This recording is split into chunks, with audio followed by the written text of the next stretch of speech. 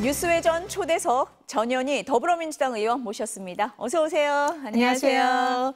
네, 전당대회 최고위원 후보로 선출이 되셨습니다. 예상하셨습니까? 어제까지 네. 걱정을 많이 했습니다. 네. 혹시나 컷오프 될까 봐. 그런데 다행히 네. 우리 또 의원님들과 당원분들이 네. 또 많이 도와주셔서 네. 되셨습니까? 어쨌든 예비 경선을 통과했습니다. 네.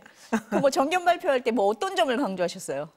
일단 제가 윤석열 정권에서 국민권익위원장 있을 때 정권의 탄압을 싸워가며 이긴 투사로서 또 앞으로 민주당의 지도부가 되면 이 윤석열 정권의 잘못된 기조, 정책 이런 것을 바로잡겠다 이런 이제 호소를 드렸고 그거의 적임자다. 그리고 또 제가 강남권과 영남에 또 연고가 있고 또 강남에서 국회의원으로 당선된 그런 경력으로 민주당의 외연 학대의 적임자다. 그래서 민주당이 집권하는데 누구보다 그 역할을 할 수 있다. 이런 부분을 강조해서 말씀드렸습니다. 그리고 민주당이 집권하기 위해서 유능한 진보 정당으로서 정책과 또 민주당이 국민과 함께 해결해야 할 여러 가지 아젠다 이런 걸 좀 제시를 했는데요. 그런 부분에 좀 공감을 많이 받은 것 같습니다. 이제 본선까지 한 달 남았습니다. 그럼 이 전략이 그때까지 통할 거라고 보세요? 전반적으로는 이제 좀 많은 공감을 이룰 수 있다라고 생각을 하고요. 그 외에도 준비한 뭐 정책이라든지 공약 이런 게 많이 있습니다. 뭐 당원 주권주의를 실현을 하겠다든지 그리고 지방 분권이나 소외된 지방에 대한 중앙 당에서의 지원이나 또 정책 이런 부분에 관해서도 많은 준비를 하고 있어서 지역마다 어필할 수 있는 이런 공약 준비하니까 많이 도와주실 거라 생각합니다. 호응해 주실 거다 이렇게 기대를 하시는 것 같습니다. 네. 근데 최고위원 후보 모두가 다 친명이라서 찐명 경쟁한다는 얘기도 있고 이재명 전 대표 일당 독주다 이런 비판이 있습니다. 그 부분은 어떻게 보세요? 이건 사실은 야당으로서는 굉장히 당연하고 바람직한 현상이다. 야당이기 때문에 당연하다. 네, 그렇게 생각합니다. 왜냐하면 지금 여당의 경우에는 대통령의 지지율이 워낙 바닥이기 때문에 대통령과 차별화하면서 대표라든지 전당대회를 치러야 그 당이 앞으로 그래도 재집권할 수 있는 가망성이 좀 있게 되는 거고요. 오히려 그 여당의 경우에는 당연히 이렇게 서로 다른 목소리를 내는 게 그게 자연스럽고 민주당의 야당으로서 향후에 이제 정권 탈환을 목적으로 하는 그런 이제 수권 정당입니다. 그렇기 때문에 지금 집권 여당의 그 강력한 뭐 파워와 힘, 뭐 또 예산, 정책 이런 걸 사실 가지고 있는 그 여당에 대항해서 우리가 대선에서 승리하고 집권을 하기 위해서는 현재 민주당이 똘똘 뭉쳐야 되고 유력 대선 주자 중심으로 단합해야만이 힘을 모을 수 있다 이렇게 생각하고요. 오히려 내부에서 분열하면 그 힘을 좀 더 분산시키기 때문에 집권에서 멀어질 가능성이 있기 때문에 지금 단합해서 한 목소리를 내는 것이 야당으로서는 지금에선 당연하다. 자연스럽고 그렇게 가는 것이 맞다 이렇게 생각합니다. 그걸 여당처럼 마치 왜 우리 민주당이 한 목소리를 내냐. 이건 오히려 민주당이 한 목소리 내고 분열하지 않는 것이 앞으로 집권에 있어서 민주당의 각오라는 그런 측면에서는 상당히 긍정적인데 여기에 부정적인 프레임을 씌우는 것이 오히려 좀 의도가 있지 않나 이런 생각이 듭니다. 그러니까 정부 여당에 맞서기 위해서는 지금은 민주당은 단합하는 모습이 더 바람직한 한 거다. 목소리를 내는 게 오히려 더 바람직하다 이렇게 봅니다. 그래서 그런지 이제 당대표 후보로 누가 나오겠느냐 이런 얘기가 많았잖아요. 근데 김두관 전 의원이 이제 나오셨습니다. 그건 어떻게 보세요? 일단은 민주당이 민주적 정당이고 또 다양한 목소리를 가지고 있다 이런 것을 외부에 보여주는 측면에서는 저는 바람직하다 생각하고요. 다만 이제 앞서 말씀드렸지만 당대표 후보로서 선의의 경쟁을 하고 서로 시너지 효과를 내면서 민주당이 집권 정당으로서의 수권 정당으로 모습을 보여주는데 두 분이 함께하는 이런 거는 긍정적이다 보지만 다만 이 경선 과정에서 서로 뭐 비난을 한다든지 이렇게 서로 좀 갈등이 있는 모습으로 보이는 것은 바람직하지 않다. 그래서 이번에 당대표 선거도 좀 더 선의의 정책적인 경쟁을 하면서 민주당이 비전 있는 그리고 함께 가는 이런 정당이라는 것을 보여주는 기회로 했으면 좋겠다. 이렇게 생각합니다. 김두관 후보는 어느 정도 득표할 걸로 보세요? 지금 뭐 그 네. 부분은 예측이 힘들고요. 저도 네. 뭐 탈락하지 않을까 이런 걱정을 한 걱정하십니까? 상황에 네. 그래서 뭐 네. 열심히 하면 네. 국민과 당원들이 네. 알아보지 않을까 네. 싶습니다. 아니 김두관 후보 처음 나오셨을 때 그럼 혹시 비명계가 결집하는 계기가 되는 거 아니야? 이런 시각도 좀 있었거든요. 그런 부분은 어떻게 그런 보세요? 부분은 아직 네. 당에서 그런 움직임은 없는 것 같고요. 네, 이번에는 개파 싸움보다는 네. 지금 민주당이 단합해서 한 목소리를 내는 게 더 중요하다. 네. 이렇게 생각되고요. 네. 김두관 의원님도 아마 이제 네. 그런 차원에서 이 대표 경선을 하지 않을까. 나오셨다? 예, 네, 그리고 그렇게 하시는 것이 좋겠다 이런 네, 생각을 합니다. 네. 이재명 전 대표가 이제 출마하시면서 세금 얘기를 하셨어요. 종부세, 금투세에 대해서 굉장히 유연한 입장을 보이셨거든요. 의원님은 어떠세요? 지금 그 네. 현장에서 제가 그 말씀을 드렸는데요. 네, 네. 기본적으로 종부세와 그리고 금투세의 긍정적인 측면 여기에 네, 대해서는 공감을 하지만 지금 이제 여러 가지 경제가 네. 어렵고 국민들이 민생이 힘든 상황에서 그 실행 시기라든지 그 또 그런 여러 가지 네. 범위에 대해서 이제 조금 검토해 볼 필요가 검토할 있다. 네, 필요가 예, 있다. 예. 이런 취지로 네, 말씀을 하신 네. 걸로 알고 있습니다. 근데 뭐 당장 하겠다는 건 네, 물론 그런 건 아니지만 아니다. 여지는 열어둔 거잖아요. 네. 그래서 뭐 정부 여당에서는 환영한다 이런 얘기도 했어요. 네. 그렇지만 또 조국혁신당이라든지 김두관 후보는 우리 당의 정체성과는 맞지 않다 이런 말씀도 하셨단 말이에요. 그러니까 기본적으로는 예. 네. 종부세와 금투세에 대해서 필요성에 대해서 긍정적이고 필요하다는 입장에서 네. 다만 지금 경제가 너무 어려우니까 조금은 시행식이라든지 이런 것에 대해서는 좀 여유를 둘 필요가 있지 않느냐 네, 이런 네, 취지로 네. 말씀을 하신 거라 네. 기본적으로 그 부정하거나 그런 건 전혀 아니다 이런 말씀드립니다. 그러니까 그 다음 대선까지 내다본 중도 확장이다 이런 해석도 있거든요. 뭐 그런 여지도 있지만 네. 제가 이재명 대표님과 이런 부분에 관해서도 네. 말씀을 나눈 적이 있는데요. 네. 기본적으로 지금 경제가 너무 어려워서 네. 이때는 뭔가 특단의 그런 이제 뭔가 조치나 이런 그런 게 게 필요하지 필요하다? 않겠냐. 네. 그래서 그런 측면에서 어려운 국민들의 경제나 민생 위기에 대한 이런 이제 여러 가지 시기 조절 이런 걸 말씀한 거지 기본적으로 그걸 뭐 부정적으로 하거나 이런 건 전혀 그런 거 아니다. 아니다. 예, 네. 이렇게. 이거는 이제 검토해 볼 만하다. 예, 지금 제가 이렇게. 그래서 뭐 현장에도 네, 직접 네. 있었고 직접 네, 그런 예. 말씀을 나눴기 때문에 네. 예, 지금 그렇게 보면 현재까지는 되겠다. 그렇습니다. 네. 지난주 금요일에 용산 대통령실 앞에 다녀오셨잖아요. 그 상황 좀 설명해 주세요. 네. 저희 법사위에서 윤석열 대통령 이제 탄핵 청원이 네. 국민들 한 140명, 네. 지금 140만 현재 명. 140만 명 예. 이상 지금 청원을 했잖아요. 네, 예. 그러니까 이제 여기에 대해서 그 탄핵 청원이 접수가 됐기 때문에 네. 법사위에서 그걸 논의를 하기 위해서 네. 청문회를 열고 증인을 이제 저희들이 소환을 했습니다. 그런데 네. 용산 대통령실의 증인들이 수령을 거부를 해서 네. 그걸 이제 의원들이 직접 수령을 이제 전달하기 위해서 네. 용산 대통령실을 찾았는데요. 네. 입구에서부터 그냥 바리케이트를 치고 들어오지 못하게 했습니다. 네, 네. 통상 뭐 이명박 정부나 박근혜 정부 때도 의원들이 이렇게 이제 청와대에 찾아가면은 네, 네. 적어도 정무수석이 나와서 이렇게 마중을 나와서 네. 뭐 여러 가지 얘기는 설명을 하고 했는데, 예. 뭐 차도 경우에 따라서 대접을 네, 하고 예우는 해줬거든요. 네, 예. 뭐 그 대통령실이 이제 반대 입장이 있다 하더라도 네, 예. 근데 이번 정권은 뭐 그런 건 전혀 없고 아예 입구부터 바리케이트를 치고 네. 장막을 치고 경찰들과 경호처를 네. 동원을 해서 네. 이렇게 진입을 들어가는 걸 막는 거는 네, 네. 그건 군사 독재 시절에도 이런 게 있었나 싶을 정도로 기본적인 굉장히 국회에 대한 배려가 없었다 이렇게 보시는 뭐 거네요. 배려 네. 차원보다 이거는 네. 기본적으로 법률 위반이고 있을 수 없는 일입니다. 그래서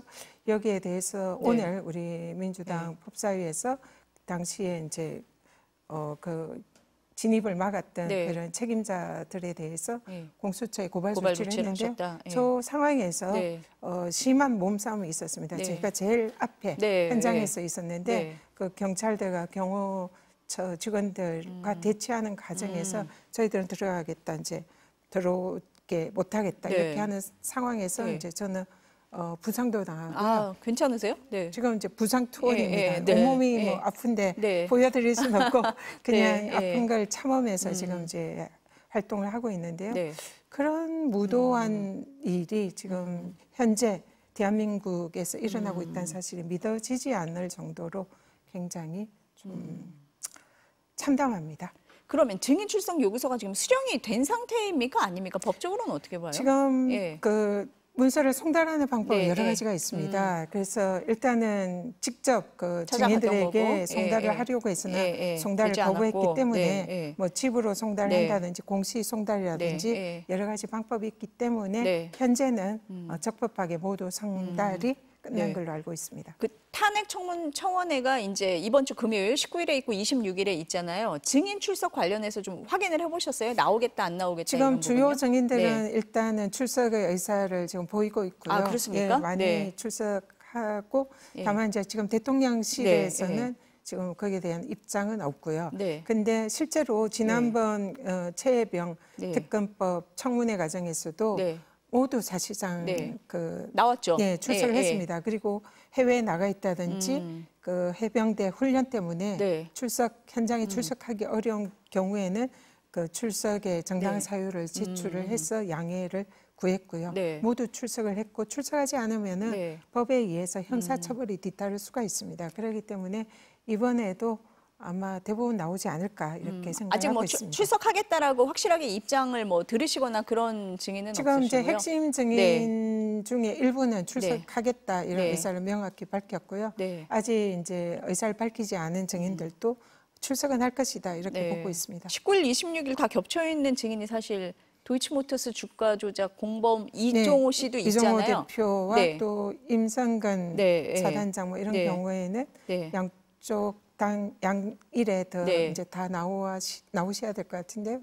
나오겠다는 입장을 아직까지 밝히시지는 않은 상태고 나온다고 의사를 밝힌 걸로 알고 있습니다. 밝힌 걸로 알고 있다. 아니 일부 언론에서 지금 그렇게 쓰고는 있어서요. 네, 지금 뭐 네. 정확히 제가 그 부분 확인하지 네, 않았는데요. 아마 네. 나올 걸로 확신합니다.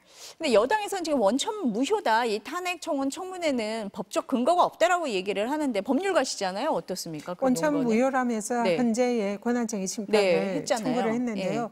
사실상 어불성설입니다. 왜냐하면 이게 원천 무효가 될 수가 없는 것이요. 네. 지금 국회법에 의하면 국민청원 이런 이제 올라오면 반드시 그 청원을 심사하고 국회의장에게 보고하도록 네. 법에 규정이 되어 있습니다. 그래서 법사위에서 심사를 하는 것은 네. 그냥 국회법에 정한 의무사안입니다. 국회법 절차에 따라서 절차에 진행을 따라서. 하는 거다. 그리고 네. 이제 중요 사안의 네. 경우에는 청문회를 열어서 그 사안에 대해서 네. 또 그 청문 절차를 진행할 수 있도록 법이 규정이 되어 네, 있습니다. 네. 그래서 이번 이 사안은 140만 명 이상의 국민들이 청원을 이렇게 낸 것이고요. 매우 중요한 사안입니다. 그래서 국회법에 따라서 반드시 심사를 해야 됩니다. 해야 법사에서 된다. 심사를 네, 해야 되고 네, 네. 그래서 그 심사를 하는데 매우 중요한 사안이기 때문에 청문회를 청문회 하는 절차를 거다. 당연히 밟아야 네, 되고요. 네. 그 법에 따라서 저희들은 합법적으로 청문 절차를 진행을 하기 때문에 이걸 뭐 불법이다, 원천무효다라고 원천 할수 무효다 없다. 하는 거는 네. 어불성설이고 네. 국회법에 전혀 맞지 않는 맞지 주장이다 않다. 이렇게 생각합니다. 근데 국민의힘에서는 그래요. 그러면은 매번 청문회 다 할 거냐, 5만 명 넘으면 다 할 거냐 이렇게 얘기를 하잖아요. 그건 어떻습니까? 이번에 네. 윤석열 대통령 탄핵 청원이 이제 지금 진행이 되고 140만. 있고요. 네, 예, 예. 또 반대 청원도 윤석열 있죠. 대통령 예, 예. 반대 네. 청원도 네. 탄핵 반대 청원도 네, 지금 예. 이제 제기가 되고 그게 네. 이제 지금 뭐 청원 접수를 네. 받고 있는 걸로 알고 있는데요. 지금 법사위에서 우리 네. 법사위원장께서도 그것도 하겠다. 그것도 네, 지금 네, 똑같이 네.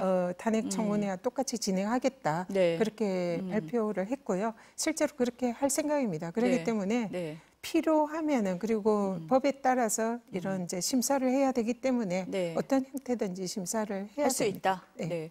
그 주말 사이에 또 나온 얘기가 상설특검 얘기가 나왔어요. 그 민주당 박주민 의원이 최상병 특검법이 재표결해서 통과되지 않을 경우를 생각해서 말씀을 하신 것 같은데 오늘 민주당에서 보면 조금 선을 그은 모습이긴 하거든요. 당내 논의가 진행된 건 아닙니까, 이거는? 일단 그 상설특검은 최혜병 네. 특검법이 무산이 될 경우에 플랜 B로 이제 검토해 해오고 있던 사안인데요. 법사위 차원입니까? 아니면 법사위가 아니고 네. 이제 상설특검은 운영위에서 네. 뭐 예. 지도부나 또 다른 상임위에서 검토를 네. 하던 사안인데 네. 일단은 기본적으로는 지금 최혜병 특검법이 네. 법사위에서 진행이 되고 있기 때문에 네. 그리고 또 이제 본회의에서 재표결 네. 절차가 그 남아 상황이 있어서 있죠. 예. 지금 민주당으로서는 재표결을 해서 최혜병 특검법을 통과시키는 게 가장 현재 우선순위입니다. 우선순위고요. 그리고 예. 이제 만약에 이것이 네. 좌절될 경우에 검토할 수 있는